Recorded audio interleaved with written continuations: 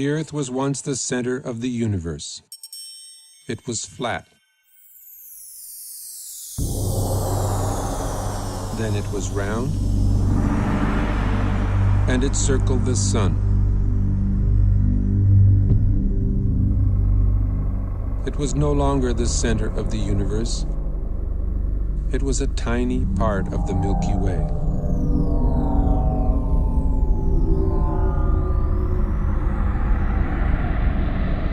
The Milky Way was the only galaxy, except it wasn't.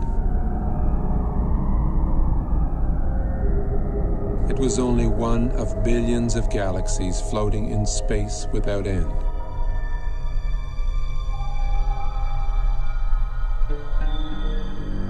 Every single time we think we've got it all figured out, we realize we've merely found another piece of the picture. It is a big picture.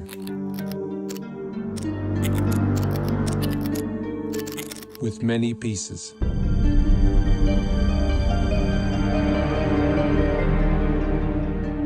Sir Isaac Newton was the first to state the law of gravity. Eventually, everybody agreed that gravity alone formed galaxies and stars and planets, and that gravity alone holds the universe together.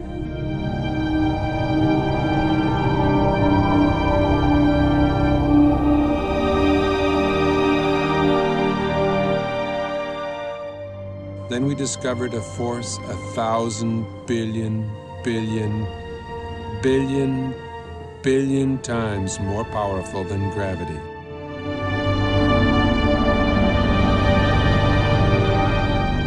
Until recently, we believed that the space between the stars and planets was empty, a vacuum. We now know it is teeming with charged particles.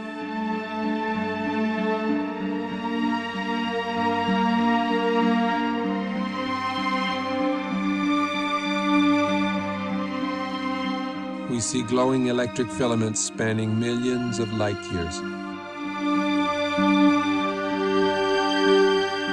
We see stellar and galactic formations shaped by magnetic fields.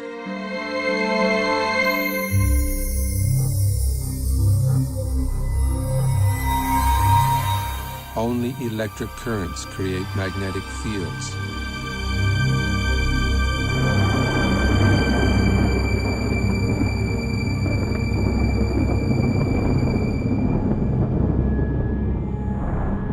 It is possible that the predominant force in the universe is not gravity, but something else.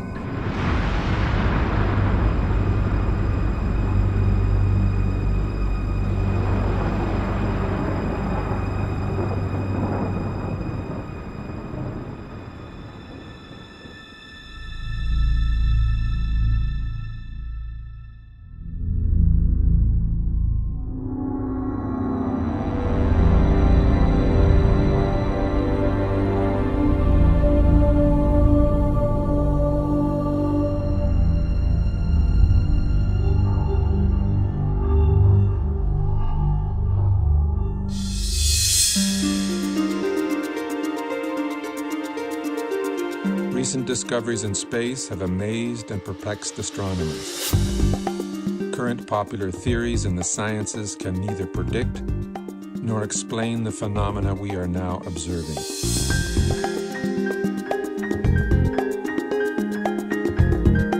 A new theory is being proposed. A theory which can both predict and explain the data coming back from deep space. Its implications are profound and affect all the scientific disciplines. It is in fact a synthesis of the disciplines. A synthesis which has already led to discoveries that link modern astronomy, leading-edge plasma physics, and ancient mythology.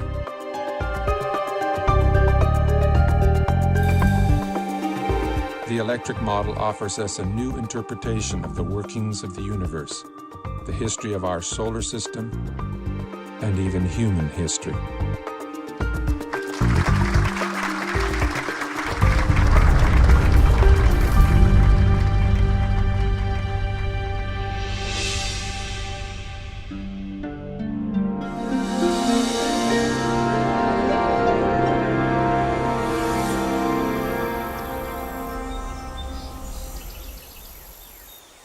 The rise of science was a triumph over mythology, over magic and superstition. That's why the word science today implies reliability. The word myth means fiction, not true.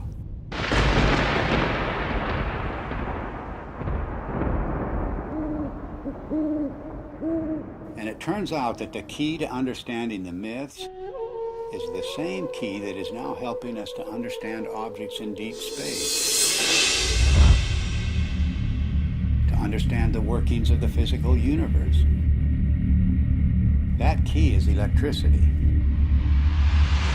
It was 33 years ago that I first began to wonder about these preposterous stories told around the world, what we call world mythology. What was it that provoked this incredible outpouring of human imagination just a few thousand years ago, just before the birth of the first civilizations? I came to a radical conclusion that the myths arose from extraordinary natural events. Our early ancestors witnessed things in the sky that are not seen today. The events were awe-inspiring, both beautiful and terrifying. So it shouldn't surprise us that the myths are so incomprehensible. Well, of course they're incomprehensible. The celestial references are no longer present. It was in 1994 that I was invited to come to the US to attend a conference which was dealing with the possibility that the ancient sky, as witnessed by our earliest forebears, was different to the one we see today. I'd been interested in this kind of idea because it could only be explained in terms of electromagnetic influences within the solar system. So it came as a bit of a shock and a surprise to see David Talbot showing slides at one of the sessions at the conference, which I recognized immediately as being similar to those of electric discharges in the laboratory.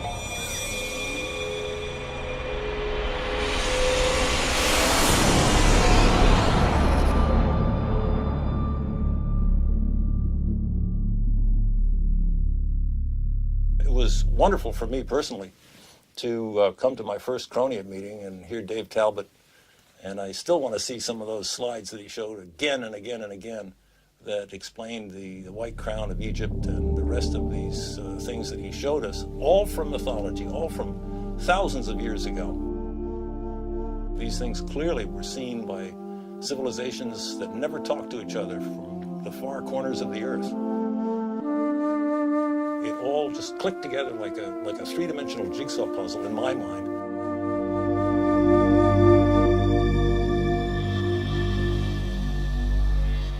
A breakthrough for me came when I realized that many different cultures spread around the world use different words, different symbols, different myths to describe precisely the same formations in the sky.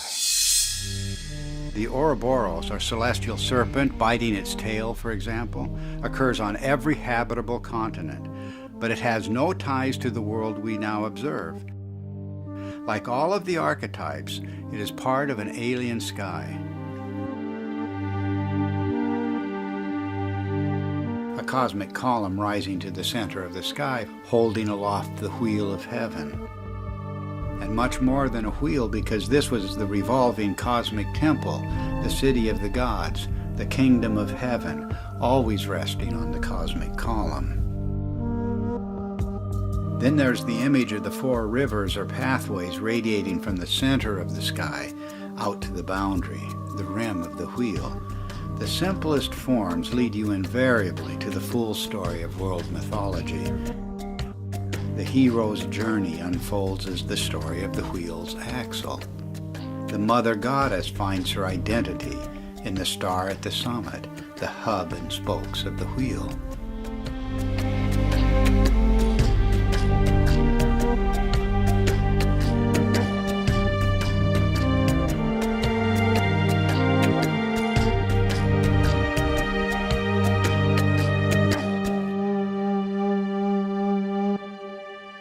From childhood on, I've always had a deep interest in mythology, and I remember that as a child I was trying to draw up genealogies of the gods as provided in Greek mythology, and I soon found out that it didn't work.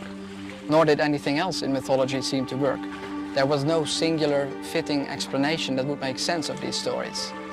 So I basically laid this whole subject to rest, and I didn't look at it for many years. Until I came across the work by Dave Talbot and Everett Cochran mainly, whose articles were real eye-openers for me. And as soon as I began to read these articles, it became clear to me that we were really looking here at a very important key to the unlocking of myth. And the recent findings provided by plasma physics are capable of providing that key. Based on the results we have seen so far in Dr. Perret's investigations with petroglyphs, which he matched successfully to laboratory experiments involving plasma, it has now become crystal clear and I think undeniable that the morphology of plasma as it manifests itself both in the laboratory and in space can account successfully for the major themes in mythology. To find the true meaning of the myths, we follow a forensic approach.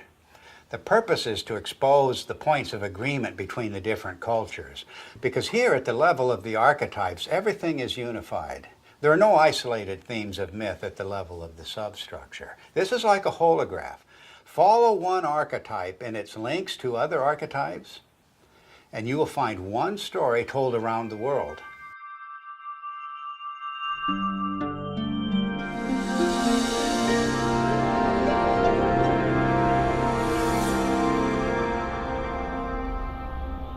Throughout almost all of history, we have regarded the states of matter as being solid, liquid or gas. But in the last century or so, we have found that there is a form of matter where the charged particles within atoms are separated to some degree or another, and that is known as a plasma.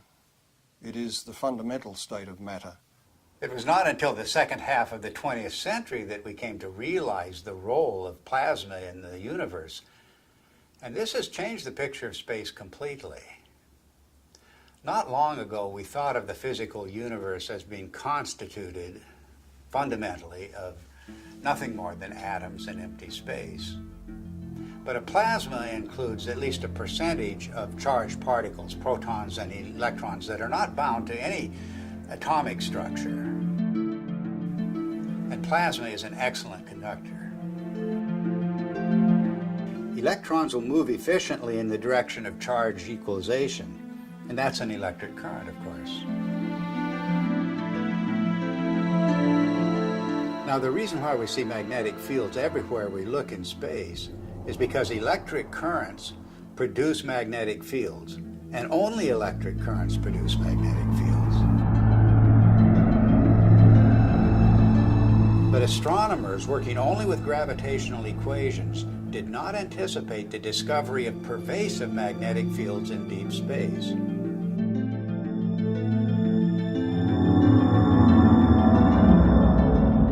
Electric currents also account for the abundant filamentation of space plasma. First, the electric currents produce the magnetic fields. Then these fields confine the electron flow to narrow paths. Such current paths, or filaments, are called Birkeland currents, named after the pioneer Christian Birkeland. They are typically braided just like the twisted wires of transmission lines on Earth. Well, that's their role in space, to conduct electricity across vast distances, creating the astonishing structures we observe in every direction. None of these structures were anticipated by gravitational theory, and none are indicated by the behavior of neutral gases in a vacuum.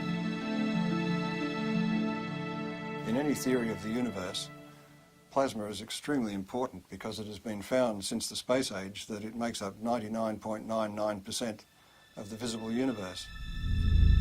So our inexperience with it on the Earth's surface is rather crippling when it comes to trying to decide on a cosmology to explain the visible universe.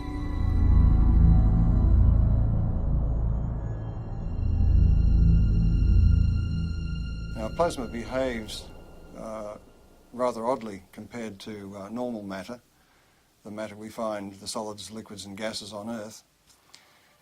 If you look at a novelty plasma ball, you will see that it forms these bright filaments that dart all around inside the globe. And if you look closely at them, you'll see that they're actually twin filaments twisted together. In other words, nature finds it efficient to be able to transfer energy over a distance by twisting two pairs of filaments together. And this is a characteristic of the way plasma carries electric currents in space. And one of the puzzles that has faced astronomers since the space age is the discovery of filamentary structures in galaxies, around stars, even the cometary tails of planets and comets themselves. These filamentary structures have come as a surprise.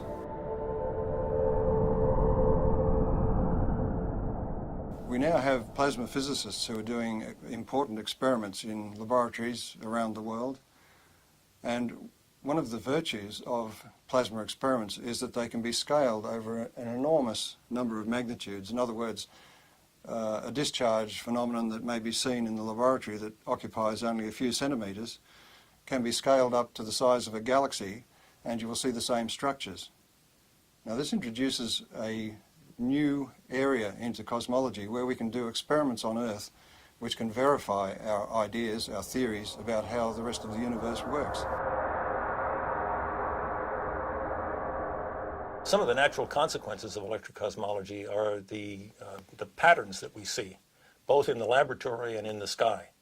A very good example of this is the work of Dr. Anthony Peratt, who was a graduate student of the very famous Hannes Alfvén, who was really the father of electric cosmology. Peratt simulated on a supercomputer using just a cloud of electrical charges and a magnetic field, just using the laws of electrical science, not using anything to do with gravity. He simulated what looked like a spiral galaxy. And the interesting thing is that Peratt's spiral galaxy in the laboratory had exactly the same rotational properties as the real spiral galaxies that we see in the sky do.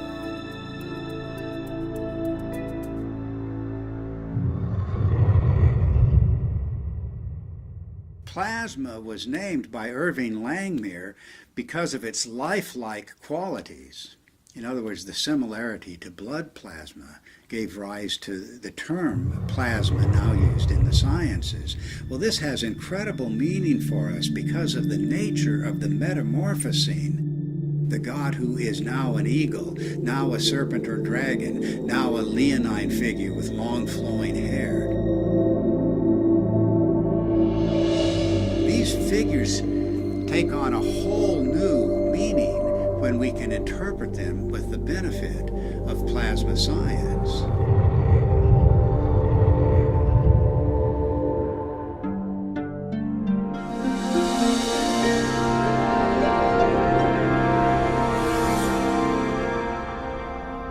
The new instrumentation that was developed in the space age expanded our ability to perceive things, perceive facts. We could now see things in the entire electromagnetic spectrum instead of just the narrow sliver of visible light. What you're seeing is the actual moment of deploy there when we take the switch to deploy, and it's so quiet. And we had sensors that were out in space. We were freed from the geocentric and anthropocentric order that had prevailed before.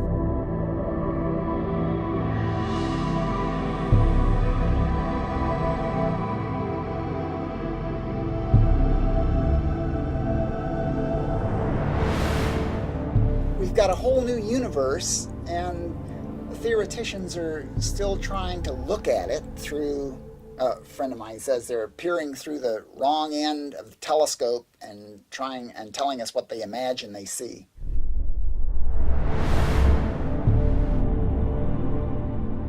Modern cosmology gives us a rather disconnected view of the universe. In other words, we are separated star from star by vast distances. Light takes a long time to travel between stars and across galaxies, and therefore we look upon ourselves as isolated and disconnected. The electric universe takes a different view. It says that we are part of the sun's environment, electrical environment, and the sun is a part of the galactic environment. And the galaxy itself is strung, like all galaxies, on huge electric currents flowing through the universe.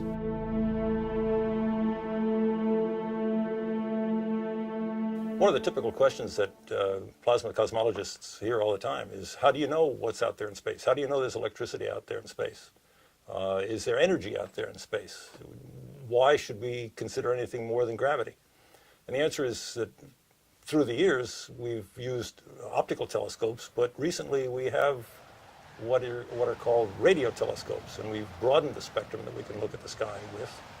And those radio telescopes can measure electric currents and magnetic fields, and we can determine from those measurements the strength of the electric currents, the strength of the forces involved, and the amount of energy that's stored out there in space.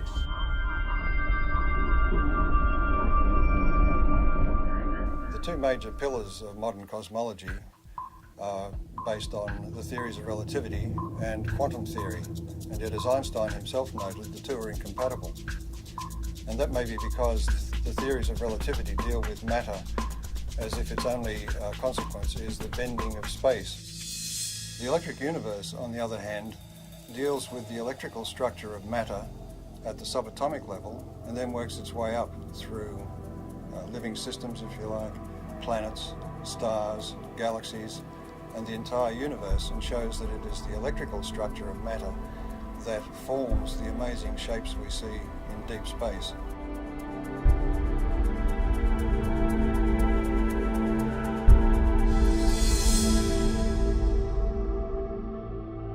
We can demonstrate the existence of these currents flowing between galaxies and between stars by the presence of the magnetic fields they generate.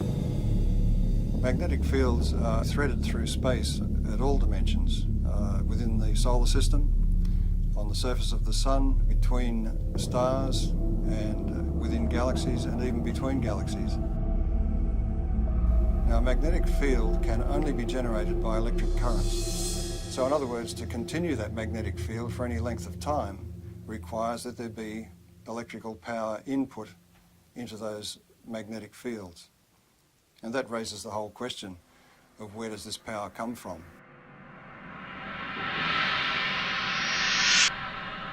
Modern cosmology is highly mathematical. In fact, we were joking before about the idea that the only people who understand cosmology are professional cosmologists.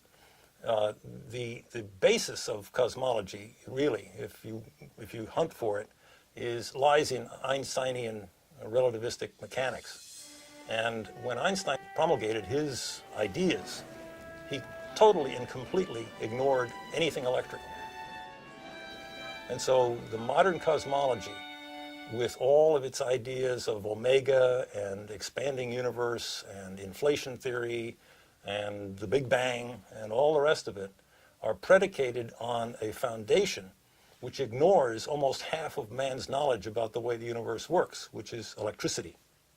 It may sound like I'm dismissing Einstein and his theories of relativity out of hand, but we have to give Einstein credit for his integrity in pointing out that his theory did not meet his requirements, and that is that his theory had to be tied back to some form of reality. And there is no explanation as to why matter should curve space to give the effect of gravity. He felt that quantum theory, being a probabilistic theory, divorced cause and effect. And this is one of the things you cannot do in physics, is divorce cause and effect. Otherwise, you might as well give up and get a real job. But this is a puzzle that dogged Einstein through his later years, to the point that his followers tended to go off and use his geometrical explanations to conjure up things like black holes and neutron stars and so on, and the expansion of the universe and the Big Bang, without referring back to Einstein, who, with great integrity, said he wasn't satisfied with his explanation.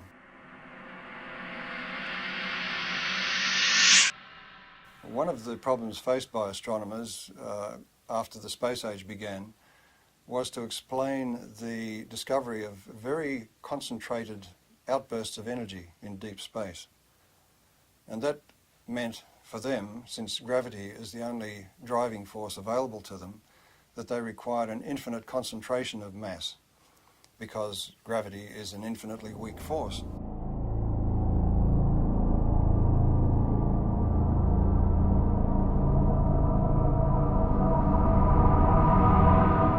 The black hole, as Wheeler originally visualized it, sucked everything, including light, in, and so therefore it was invisible. So he could postulate its existence, and we couldn't see it. And because we couldn't see it, we couldn't prove that it wasn't there. Later on, in order to explain these fantastic emissions of energy from galaxies, it was proposed, and I believe it was Stephen Hawking who did it, that there were various types of black holes, some of which actually then spat matter back out again in jets. Because, why? Because we had observed jets. In the electrical model, it's quite simple. If you think about it, the power that's expressed in your own home, in the heaters and the electric motors and the lighting and so on, is actually generated at a vast distance away from your house. In deep space, the same thing is true. The energy which we see concentrated in these events which are attributed to black holes and so on can more easily be explained as the confluence of electric energy from different parts of the same galaxy or even from other parts of the universe. And it is this explosive release of energy which forms the vast jets that we see lit up and exploding from the centers of active galaxies. We also have observed double radio sources either side of galaxies. And that event was predicted by Hannes Alfvén, the founding father of modern electrical cosmology, and is still to this day unexplained by standard cosmology. One of the most interesting phenomena in the sky is the so-called pulsar. A pulsar is an object that is observed to put out pulses, both of light and radio activity, RF, in the RF spectrum. And those pulses are extremely rapid. They are something like milliseconds apart. So it's like a extremely fast strobe light. And thinking of a strobe light, astronomers immediately leapt to the lighthouse kind of analogy. Something that must be spinning around, the beam is going around, and it's going around so quickly that this thing goes flash, flash, flash. Well, once the repetition rate of the pulsars was observed to get up to in the millisecond range, that meant that this star that was putting out this beam of radiation would have had to be rotating at 300 times a second. And 300 times a second, we're talking about the speed of a dentist drill. So the astronomers decided, well, normal stars couldn't possibly rotate at that speed, and so they postulated the existence of what they called a neutron star. A neutron star is a star that is so dense that it holds together so well that it can indeed rotate at the speed of a dentist's drill. Well, the problem is that in nuclear chemistry, we know that you can't pack neutrons together that densely. They will all fly apart instantaneously. There's a principle called the island of stability in nuclear chemistry that absolutely prevents that. So here again we have the standard astronomers or astrophysicists going directly against another well-developed science. In the electrical model, however, there's a very simple explanation for pulsars. Everybody is familiar with the idea that the pulses can travel back and forth on electrical transmission lines. Such uncontrolled pulses, for example, were responsible for the famous Northeast blackouts. A similar effect can occur between two binary stars connected by a plasma. The two binary stars act like capacitors that store charge. And if you reduce that in size to something you can produce in the laboratory, you can produce it in the laboratory, and it's called a relaxation oscillator. And electrical engineers use it and have used it for decades. The idea of producing pulses every few milliseconds is a sophomore level experiment in an electrical engineering laboratory. It doesn't require neutronium, strange matter, or any other fictitious device. All it requires is two capacitors, a battery, and a nonlinear resistor. And we maintain that that's exactly what a binary pair of stars connected by a plasma field presents.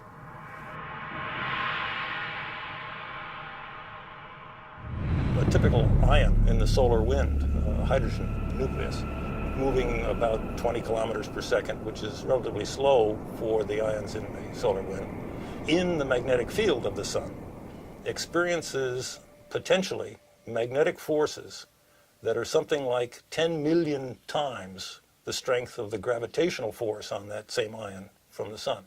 An interesting demonstration that illustrates very readily the relative strength of magnetic force and gravitational force is the simple idea of a ball bearing sitting on a wooden table. The entire mass of the Earth is pulling downward on that little ball bearing, and that's what prevents it from flying out into space. But a child can come along with a little horseshoe magnet and click, pick that ball bearing up instantly. The space age presents us with an interesting paradox. The technology of science is really quite extraordinary, and technology has taken us out into space, taken us to the moon, taken probes to distant planets, opened up whole new vistas in remote space with new telescopes and new ways of measuring what's happening in space. But the picture of theoretical science is much different. And many decades ago, assumptions began to crystallize in the theoretical sciences, beginning at the top, the queen of the sciences, as we say, which is cosmology. These theoretical assumptions have constrained all of the other theoretical sciences. Cosmology deals with the big picture questions, the first questions. How did the universe begin? What is it made of? How will it end? And so many popular theoretical constructs, from the Big Bang to string theory to dark matter and black holes, the formation of stars, formation of galaxies, all have arisen from assumptions first postulated by cosmologists. At the same time, these assumptions have defined boundaries for other theoretical sciences, working down from astronomy and astrophysics to the space sciences, solar theory, even Earth history, even human history, have all been confined by these boundaries established by the queen of the sciences, cosmology.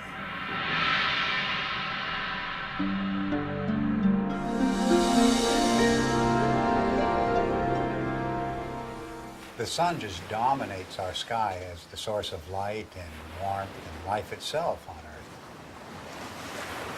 And this preeminence of the sun is so clear and obvious that it remains a mystery why virtually every ancient culture insisted that before the present sun, there was a quite different luminary ruling the sky. The central sun, the superior sun, the best sun, the motionless sun. And all of these cultures, whatever may be the meaning of these traditions, are insisting that the sky has changed. Of course, our ideas about the sun have continually changed. Only a few centuries ago, the sun was a campfire or ember in the sky. Then early in the 20th century, under the influence of gravitational theory, the sun was seen as a gravitationally collapsing nebular cloud.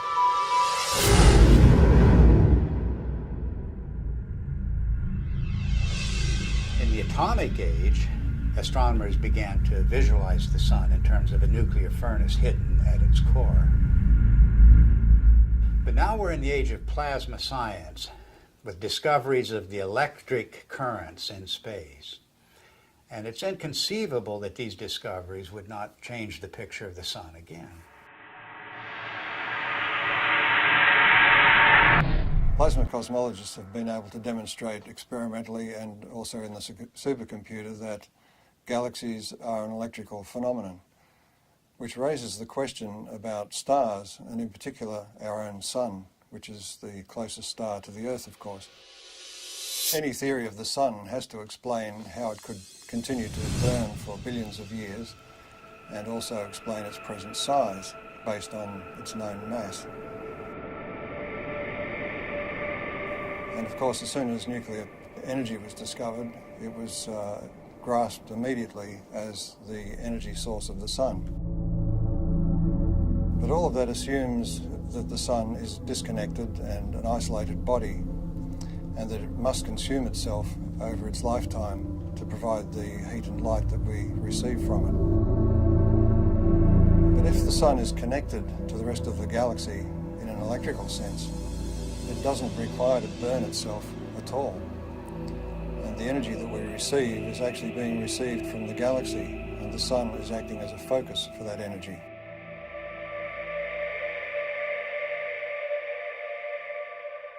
The sun is actually a fairly typical star. And so if we want to understand stars and cosmology, we really have to understand the sun. And the standard model of the sun, so-called, that astronomers are so very proud of these days, really doesn't explain very much about the sun. Why is there a corona in the first place? Everybody knows about the corona, the beautiful corona that we see during solar eclipses. Why is it there? It's clearly an electrical phenomenon.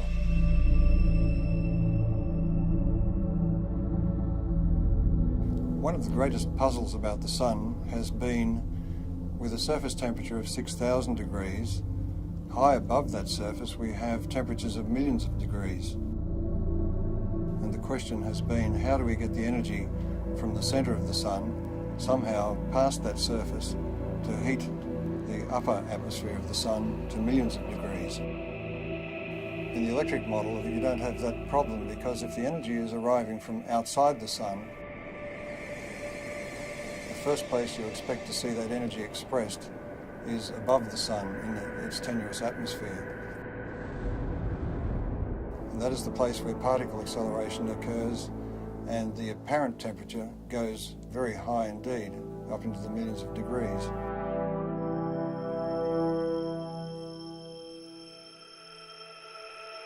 The fact that the particles in the solar wind accelerate, that is to say, increase their velocity with increasing distance away from the sun, the farther away they get, the faster they go. And the fact that those particles are indeed charged particles leads me, as an electrical engineer, to come to the immediate conclusion that this is an electrical process.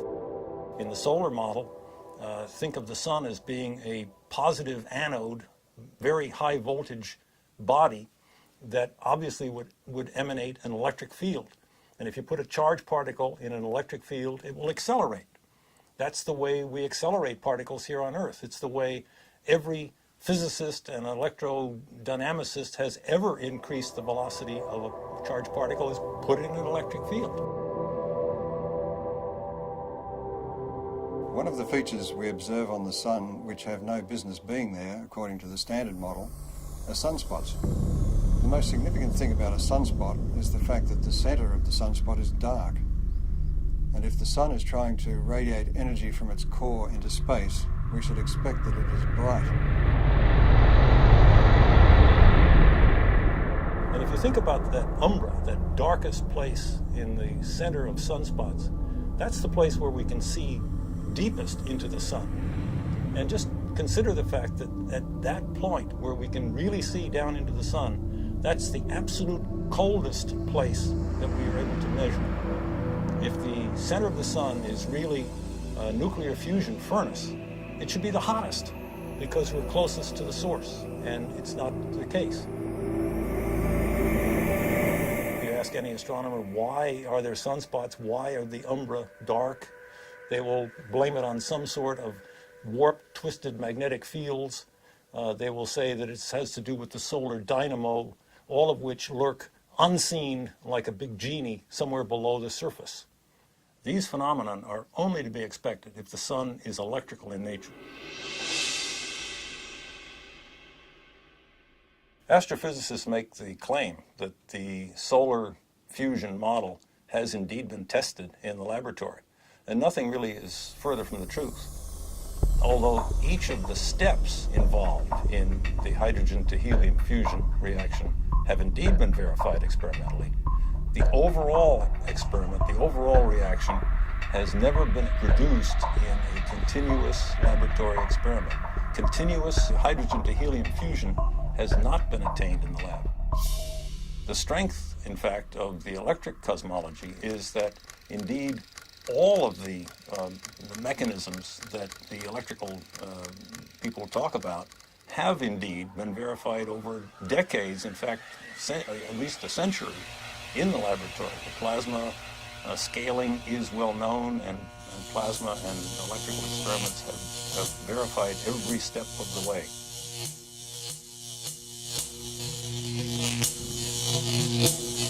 There are any number of observations that have ad hoc present explanations, but really have no explanation in the standard model, and are natural consequences of the electrical model.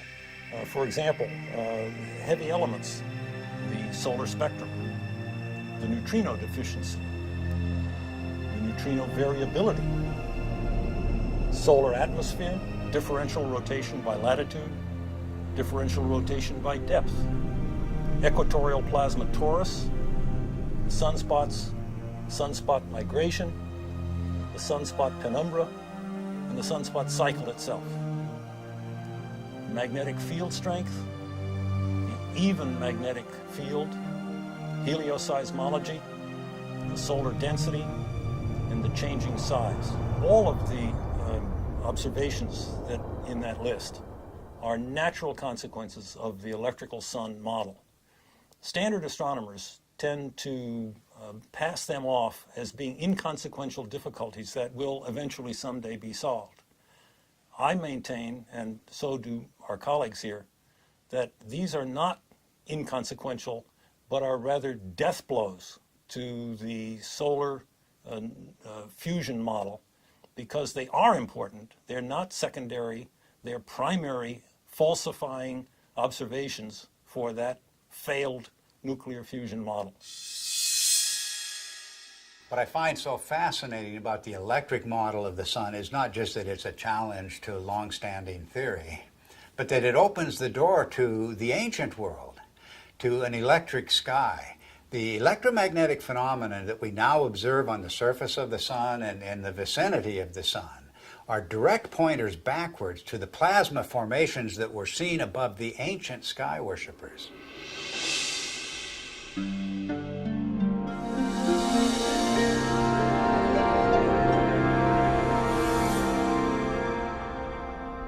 Electrical currents in space can either be invisible or they can be visible. If they're very diffuse, in other words, there's very little energy per cubic meter, they will be invisible. But where that energy becomes concentrated, it will begin to glow. And we see this kind of thing in the ion tails of comets, for instance. Where the energy becomes very concentrated, we begin to see arcs and sparks, if you like. Electrical discharge phenomena.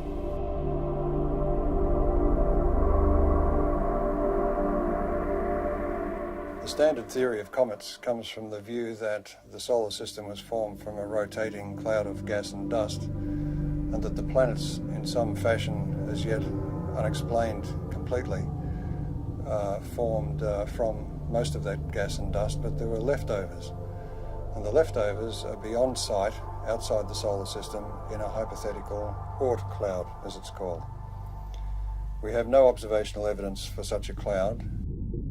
The electric universe model of comets is that they are actually parts of well-differentiated planetary bodies that have in the past suffered from electrical plasma discharge machining, and that some of the surface material has been lofted into space, so it is expected to be rocky.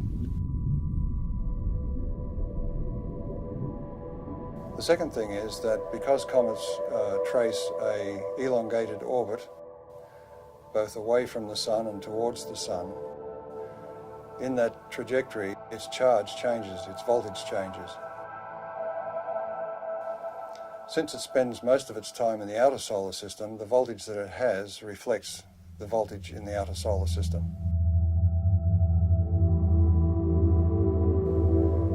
But as it hurtles towards the sun, as it enters towards the Earth's orbit, the voltage is changing rapidly, and the comet has to respond to that by beginning to discharge.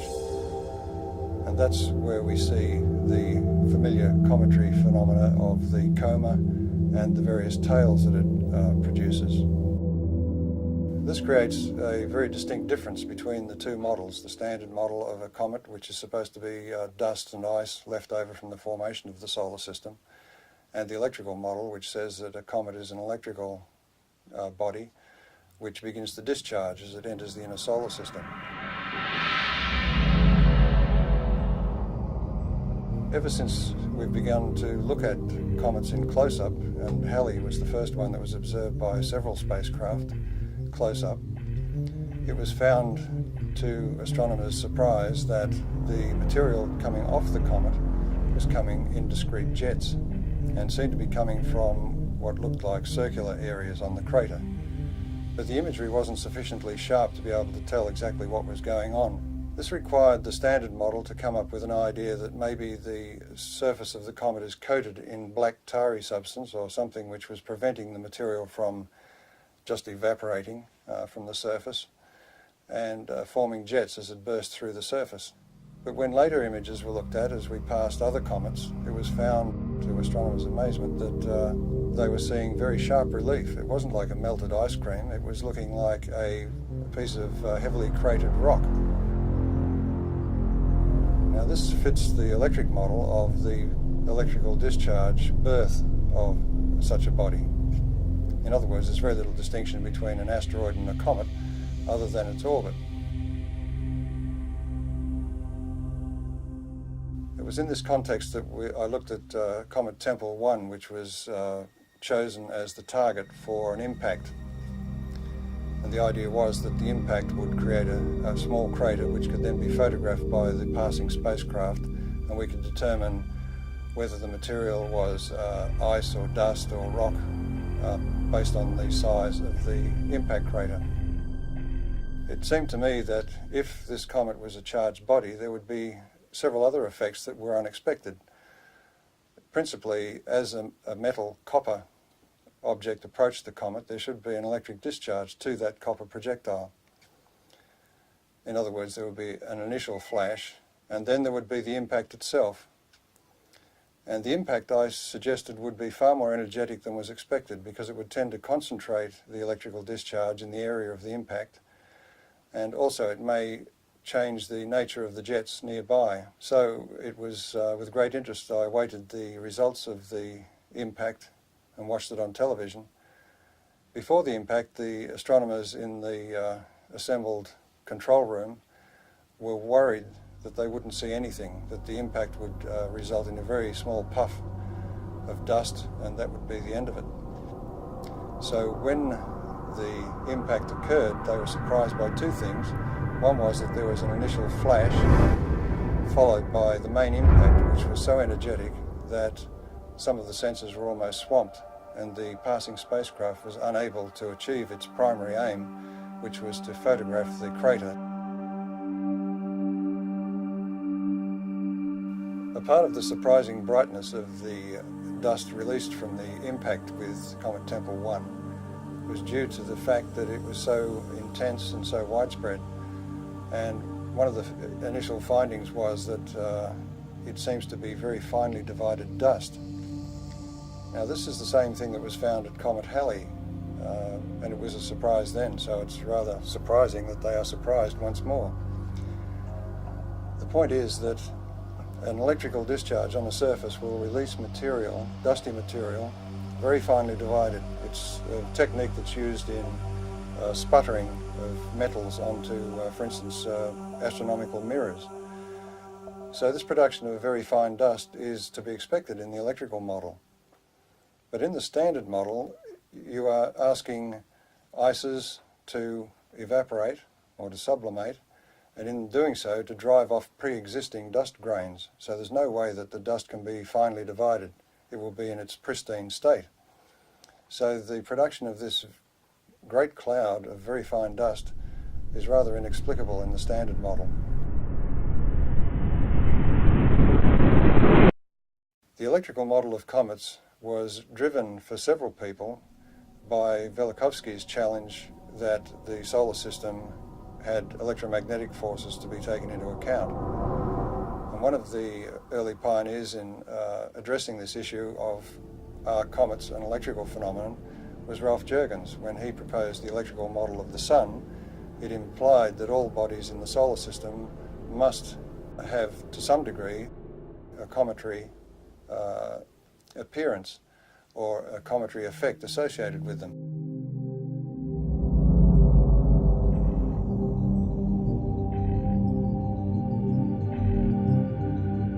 Ralph Jurgens, in his model of the sun, showed that bodies moving radially towards or away from the sun would experience electrical forces which could induce a cometary display, that is, a visible display.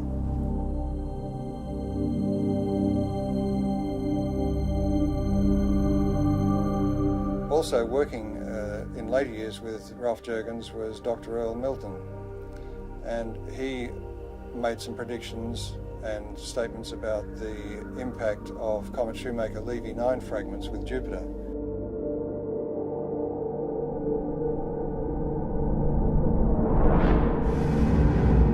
And his view of the electrical nature of those impacts was also vindicated.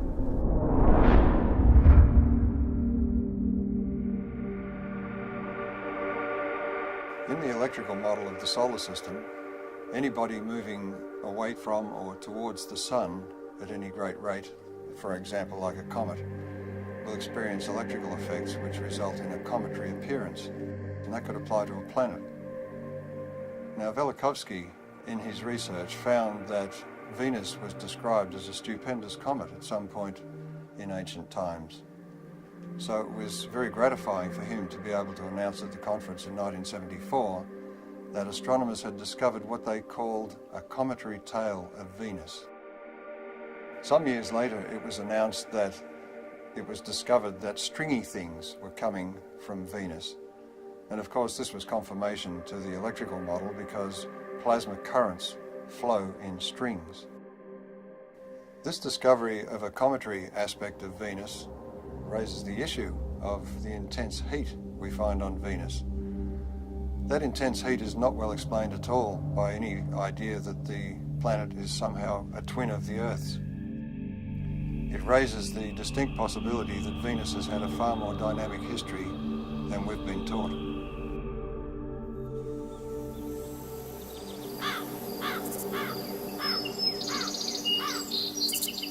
Our ancient ancestors were obsessed with the comet. Let the slightest wisp of a comet appear in the sky and all of humanity was thrown into terror. But why was this?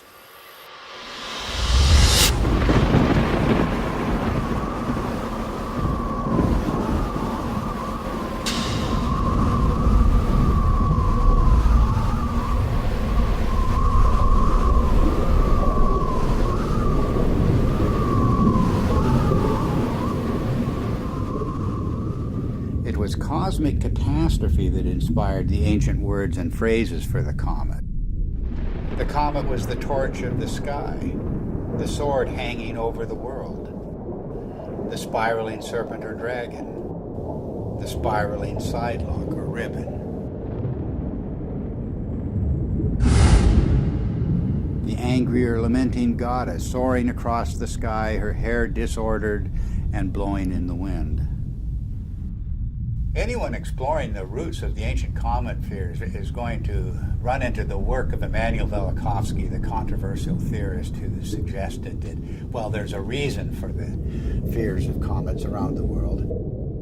We experienced this horrific cometary catastrophe. The world was devastated by a comet just a few thousand years ago. And Velikovsky went further. He said that not that long ago, planets appeared in the sky with comet-like attributes. In particular, he named the planet Venus as the great comet of antiquity. Both Walt Thornhill and I disagreed with many components of Velikovsky's reconstruction, but we also felt that Velikovsky had nailed certain principles that can help us to understand the early cultures. In particular, Velikovsky was correct in naming the planet Venus as the Great Comet. And the cometary language of Venus goes far beyond anything that Velikovsky himself published. In every corner of the world, the language of the comet and the language of Venus are identical. Venus as serpent or dragon. Venus as torch of the sky. Venus as long-haired star. Venus as bearded star.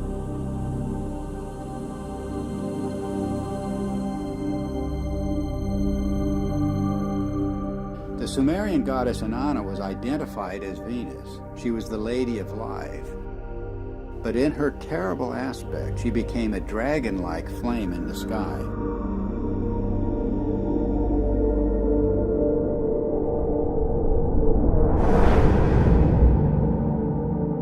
The texts say, like a dragon, you have deposited venom on the land,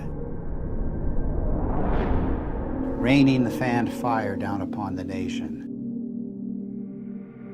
Inanna became a roaring storm. She devastated the land. Mankind comes before you in fear and trembling at your tempestuous radiance, the texts say. Inanna's Babylonian counterpart Ishtar was also identified as Venus. She was the shining torch of heaven and earth. Furious and irresistible onslaught. I rain down like flames, the goddess announces.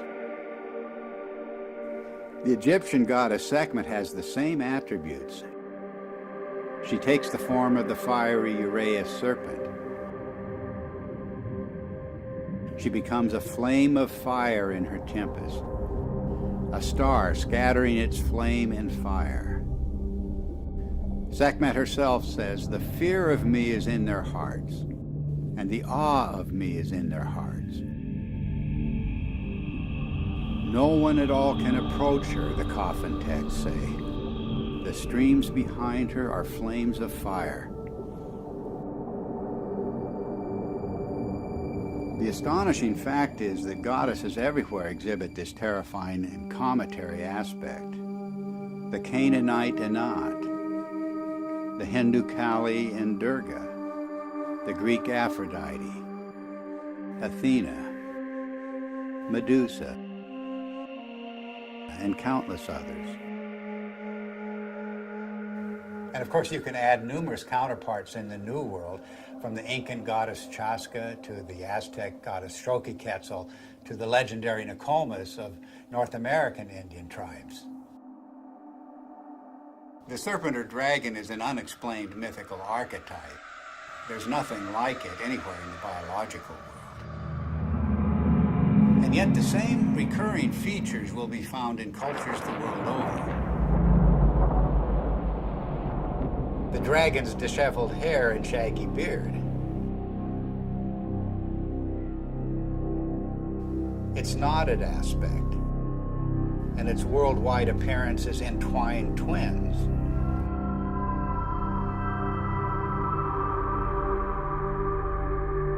Its fiery or lightning-like emanations, and its effusive feathers.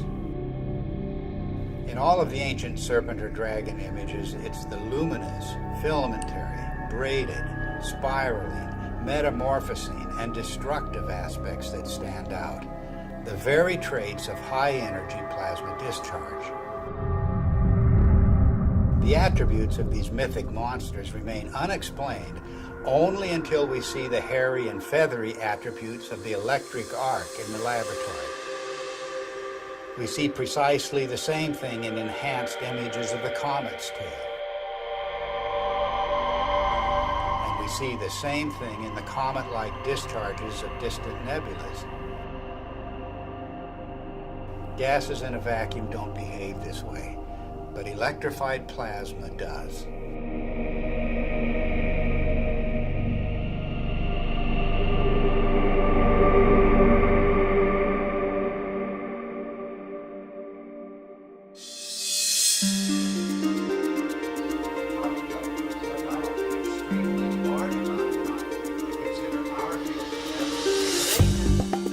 The recent discoveries about the comet have astonished astronomers. Extreme ultraviolet light, X-rays, supersonic jets, sharply etched surface relief, and cometary nuclei fragmenting explosively. No one expected such high-energy events.